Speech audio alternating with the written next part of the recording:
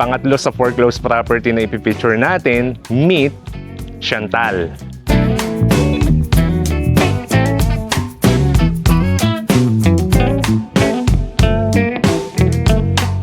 Ayan na naman, nakita ko na naman yung pergola dito sa may lanay area natin. Look at this, yung facade natin. Italian na Italian po yung design.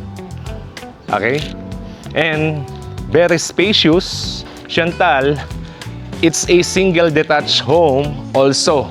And yung signature, pinaka-trademark, dahil Italian-inspired, syempre, hindi mawawala yung pergola natin.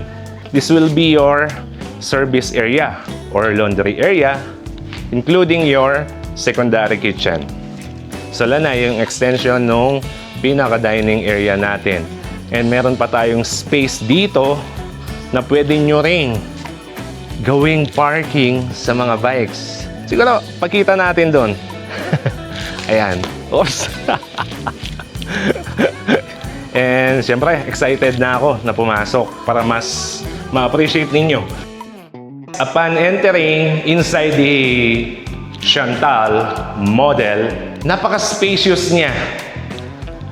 I did not expect na ganito ka-spacious yung pinaka-first level ng bahay. Kitchen niya, parang feeling ko mas maliwalas tingnan. Ayan, no?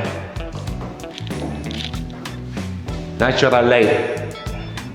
Dito sa may pinaka-stairs natin. Common toilet and bathroom. Spacious. And bedroom number 1.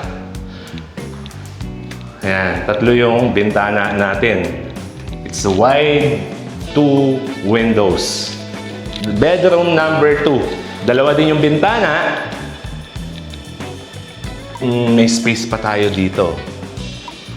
So, and welcome to the Master's B.